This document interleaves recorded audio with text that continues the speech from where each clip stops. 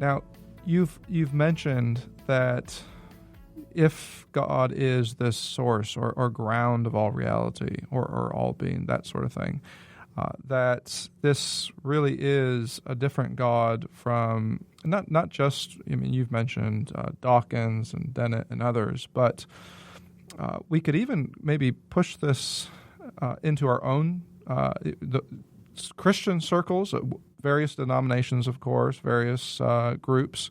But if we paint with a broad brush for a minute, we could even say that when we look at the classical theistic view of God, it is conspicuously absent in some circles, and instead, whether it's intentional or unintentional, there's been an embrace of what some have called theistic personalism, or you've labeled mono-polytheism.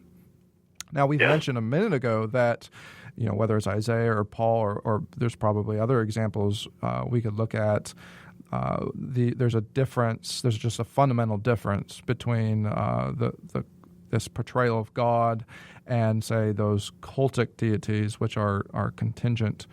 Now, when you refer to mono-polytheism, maybe there's some similarities there, but even in this phrase or word itself, there's this natural contradiction that, well, we're like those cultic deities, we're holding to just a bigger version, as you said a minute ago, just a God, just as a large man, just a bigger version of ourselves, but we're still wanting to keep hold of monotheism.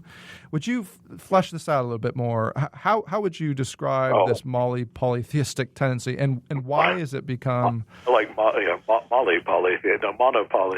or monopolytheism, or however you want to pronounce it? That's my neologism for.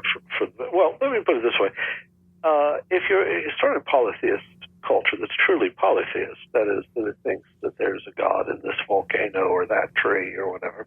And I'm not hostile to these things, It's just that, you don't have to argue one way or the other. That's not what Christians mean by the word God, or should mean. But nonetheless, what you're saying is there's a class of things in nature called gods, and they have local, finite areas of remit, and they possess certain characteristics, but ultimately they're embraced within a larger reality of which they are parts. Well, a lot of Christians proceed as if the difference between monotheism and that sort of polytheism is one of number rather than kind. So that the class of gods still exists, we just believe there's only one in that class. So instead of the whole pantheon of the Olympians, we just say that there's one God, like Zeus or God the Father, as we conceive. He's the one that is just one, as a matter of fact. Now, in Christian tradition, and again here it's as one with all other theistic traditions, the oneness of God is the oneness of the source of all reality. It's not the oneness of number. It's the oneness of the one absolute source in which all number, singular or plural, participates. It might be that there's only one example of certain genus of being, but it's not. Its oneness is merely isolation. It's not the oneness that embraces all things. It as an infinite, simple, and eternal reality. But it is true that a lot of Christians, and I would say this is especially true. Now, I come from certain particular set of backgrounds, and I'm not. I find much of what's popular in the American evangelical world in terms of philosophy and theology a bit baffling.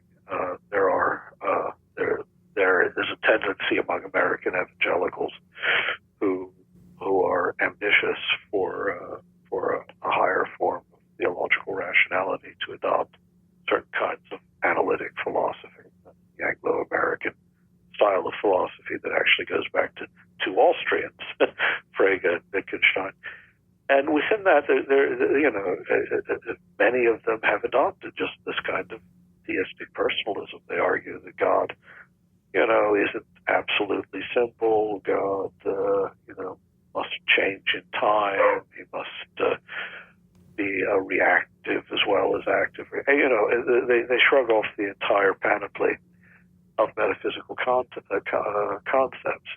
Inevitably, they do so without understanding those concepts, without understanding either their logical cogency or their logical necessity.